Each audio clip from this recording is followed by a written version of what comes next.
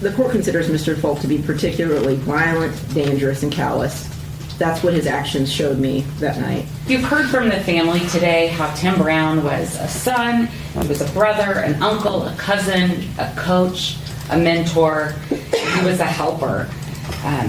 He showed up for people. He made a significant impact on so many people, not just his family, but the community as well. And his family has showed up for him today.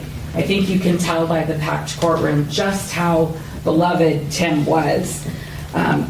The loss, the impact that his death has had is immeasurable. You've heard the family talk about the physical impact of the intense pain from losing such a key part of their family. But most importantly, Tim was a father. He leaves a little girl a legacy behind. And I know that she will do amazing things with her life because she has the support from her family. When it comes to crafting a sentence, I know that the court has an incredibly difficult task. However, there are some statutory aggravators that I would ask the court to consider. Obviously, no sentence that is imposed, no number of years, will come close to filling the void of Tim's loss to his family. But not just him. There were 5 other people that were injured that night. 5 people who had just gone to the bar to have a good time, whose lives were also impacted that night. So I would ask the court, first and foremost, to consider the nature and circumstances of the case. Mr. Folk circumvented safety measures that were in place. He snuck a gun into a place where guns are not allowed for probably very obvious reasons. You can't have guns in a bar full of people who are intoxicated, it's crowded, it's dark. But he did it anyway. He did it anyway, and then for some unknown reason, perhaps an argument that took place, we don't really know what happened that caused him to fire a gun. And you saw the video during the trial. That gun is pointed straight at the crowd of people. And he fired it again and again and again. And he struck Tim 5 times, and he struck 5 other people. People who then left with broken bones and scars and emotional trauma from that night. Not only that, he terrified hundreds more. That bar, the video is so impactful as you watch a sea of people just drop to the ground, terrified for their lives because of Mr. Folk's actions. So not only did he impact the family of Tim and his 5 other victims, Raymond Riggins, Vincent Fernellis, Jeremy Dickerson, Malcolm Montgomery, and Dwayne Little. All of those people were impacted that night, and so I would ask the court to consider the nature and circumstances of the event because it was so overwhelmingly uncalled for and risky. It is a miracle that no more than the 6 people who were injured or killed were injured that night. The second aggravator I'd ask the court to consider is Mr. Folk's history of criminal behavior. He has a lengthy juvenile history that involves a number of arrests, a number of true findings, and with those true findings come again and again failed components. He went to juvenile DOC, I believe, twice. His juvenile true findings include intimidation as a D felony, theft as a D felony, burglary as a level 4 felony, as well as a number of other arrests. Then I would ask you to look at Mr. Folk's adult history. His first conviction is the burglary as a level 4 in 2017, and on that sentence, he had a community corrections violation and ended up in the Department of Correction. He then had a number of other arrests, including a strangulation in 2021. He also had a theft in 2023, with again a probation violation where he was sentenced to the Marion County Jail, as well as another theft case with the same outcome, a probation violation. Again and again and again, Mr. Folk encountered the criminal justice system from the time I believe he was 14 at his first arrest until today. Additionally, while he was in custody, he's had a number of violations, as well as being charged with a new offense. He had violations in July of 2024 for assault. He had a violation in April of 2025 for assault on a staff member. He had a violation also in April of 2025 for disruption of jail operations. And then the final aggravator that I would ask the court to consider is the fact that he has recently violated the conditions of his probation, his parole, community corrections, or pretrial release. I went through the pre-sentence investigation, and I noticed that the cases just overlapped and overlapped and overlapped. And so I looked at all of the different offenses, and I did the math on them. And since 2014, I believe, or 2016, Mr. Folk has only been not under the supervision of the court for either a filed case or some sort of a community correction sentence or at the Department of Corrections or the Adult Detention Center for 292 days. That is the only amount of time where he has been just walking around as a completely unencumbered person in this city. The entire rest of his life has been committing one offense after another, after another, after another. At times, only a week to 2 weeks in between. He was on pretrial release, or on probation, I apologize, for 2 offenses when this offense was occurred. So I would ask the court to consider all of those aggravators. There are some mitigators that the court could potentially consider. However, I think the only one that really, truly, potentially applies is the fact that Mr. Folk has children and that it would be a hardship on them. But I would argue that it's not necessarily an undue hardship because I don't know what kind of impact he was having on their life when, again, he is constantly being arrested, constantly serving sentences. No other mitigator applies because this crime was harmful to so many people and it threatened the harm of so many others. There's no indication that this wouldn't reoccur. There's no indication that this wasn't provoked in some way. And he is incredibly unlikely to respond affirmatively to any type of reduced or community corrections type sentence. So based on all of these aggravators, I would ask the court to impose an aggravated sentence. I would ask the court for count 1 to impose a time of 63 years for the murder of Tim Brown. I would ask the court for counts 2, the battery with a deadly weapon on Raymond Riggins, to impose a sentence of 5 years. The same for count 3 for Benson Fernellis, a sentence of 5 years. For count 4, the aggravated battery of Malcolm Montgomery, I would ask the court to sentence Mr. Folk to 14 years. For counts 5 and 6, the battery with a deadly weapon on Jeremy Dickerson and Dwayne Little, I would ask the court to sentence Mr. Folk to 5 years for each of those crimes. Additionally, because we have 6 different victims here, I would ask the court to impose each of these counts consecutively. I believe, if I've done the math correctly, that's a total sentence of 97 years. I think that is appropriate when the court weighs the aggravators and the mitigators in this case. And I think that 97 years will not come close to making it up for the family with what they've lost. It won't come close to making the other 5 victims whole again. But it will hold Mr. Folk accountable in the most appropriate way under the law. Right, defense argument, please. Yes, Judge.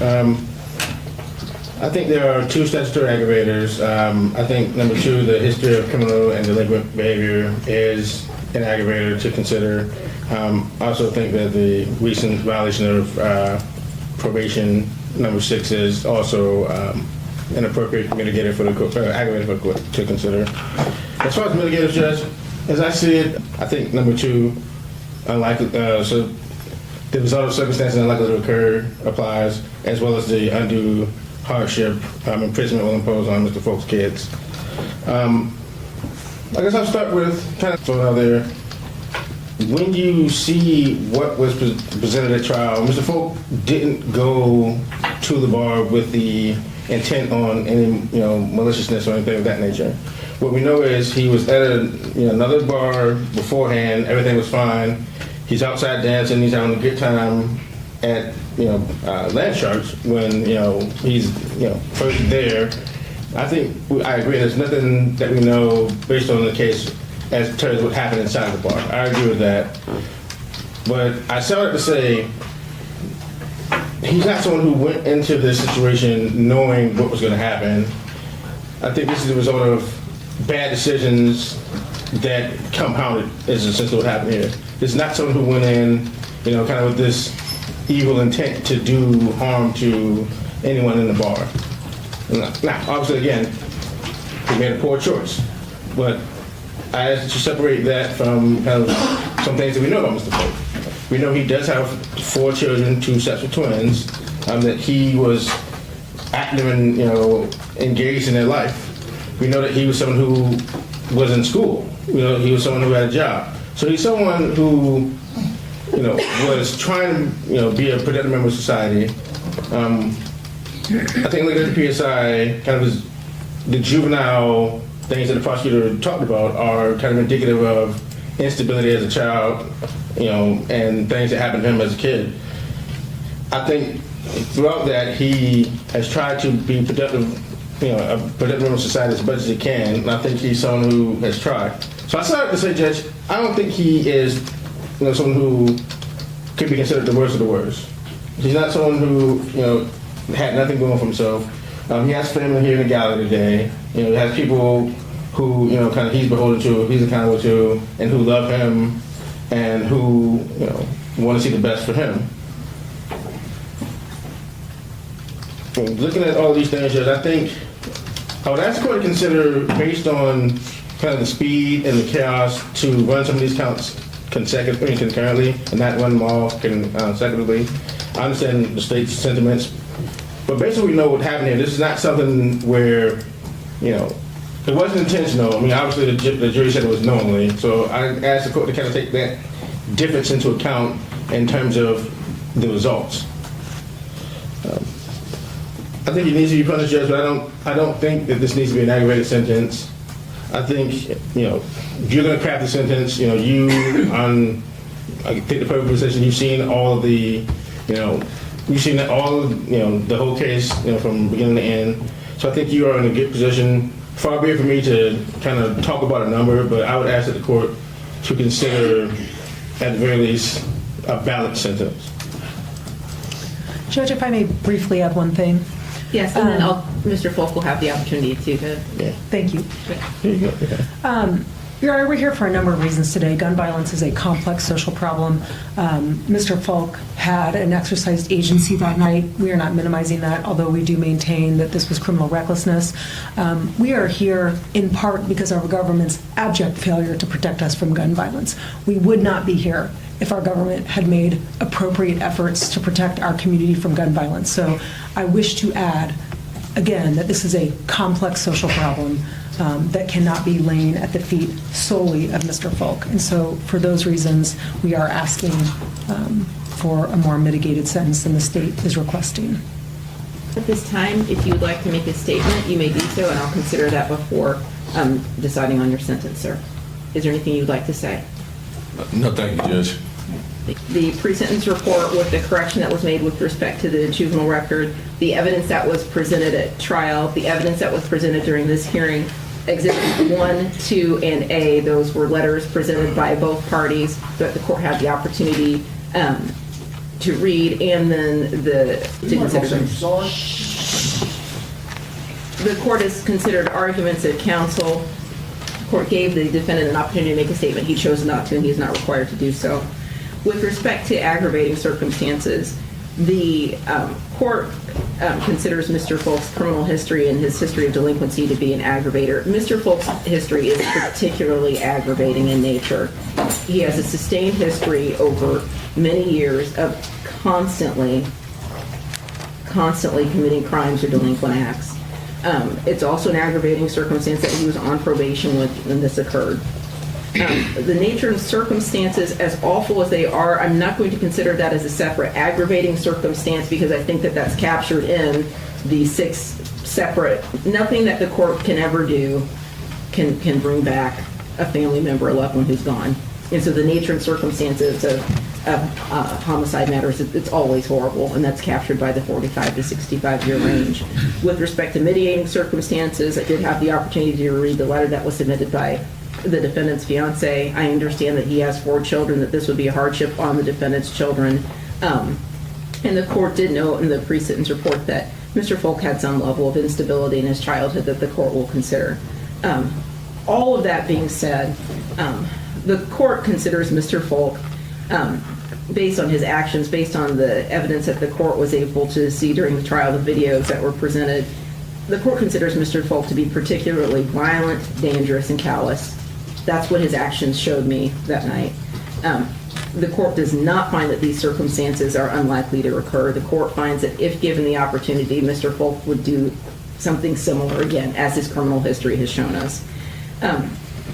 And none of us know exactly what Mr. Folk planned to do when he went into the bar, but the evidence shows that at some level, Mr. Folk made a decision that he was going to arm himself for some reason when he was inside the bar. His actions of retrieving the firearm from the individual that was with him and then later using the gun, I don't know what he was planning on doing, but he made a decision that he was going to ready himself to use a firearm. Then he used that firearm in a crowded bar filled with people and shot the firearm many, many times. This isn't a circumstance, this is awful as it would be, this isn't a circumstance where he shot at one person and then it hit someone that was on the other side of a wall. You were in that bar, you saw all those individuals there, and you fired multiple times moving around in the bar. I don't know why you did that, but you were aware of what you were doing to disastrous effect on the people that were shot, the other people that were in the bar.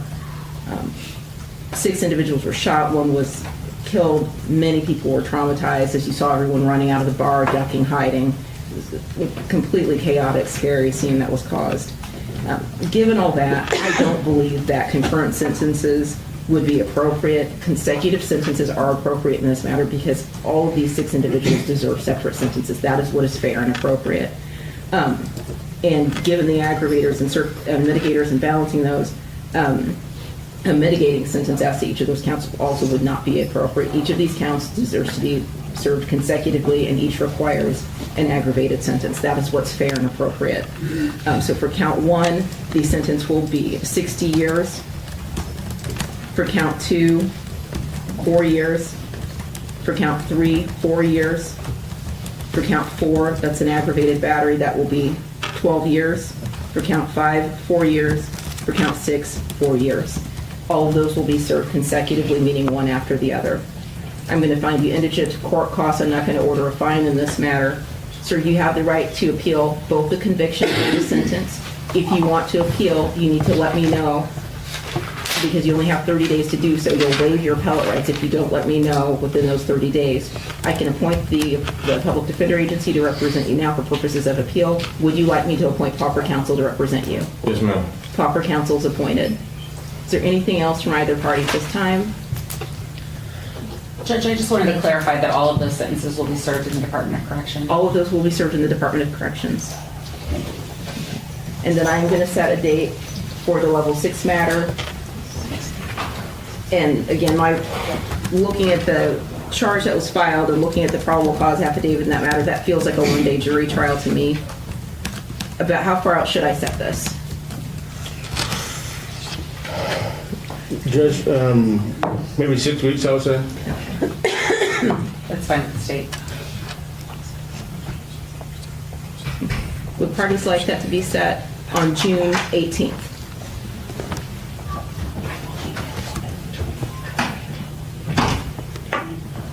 What was the date? Let me make sure I'm with that. June 18th. If I could have one separate letter. And it's one count of battery on a public safety official. That's fine. Yeah, that's fine with the state.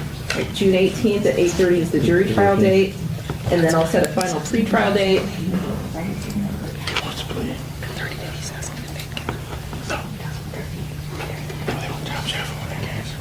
Could we set that for June 9th at 1:30? I apologize, Judge. Is that okay? June 9th at 1:30 for the final pretrial, is that okay? Yes. Yes. Okay. And then if anything changes, then just send me an email and let me know, okay? Yes, sir.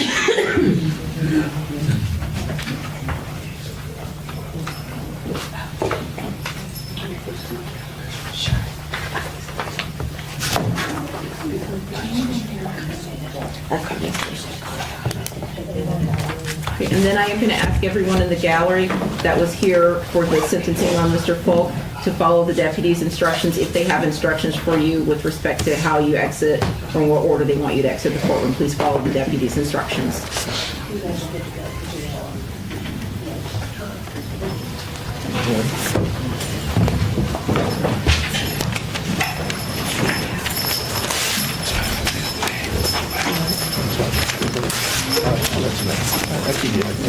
Yeah, please. Yes, I'm gonna have it. Yeah. The sentencing hearing in Mr. Folk's case was emotional and intense as prosecutors described the nightclub shooting that killed Tim Brown and injured 5 others. They argued that Mr. Folk knowingly brought a gun into a crowded bar and repeatedly fired into the crowd, causing chaos and tragedy. Despite the defense pointing to his difficult background and family responsibilities, the judge called his actions violent, dangerous, and callous before sentencing him to 88 years in prison with consecutive sentences for each victim. Thanks for watching.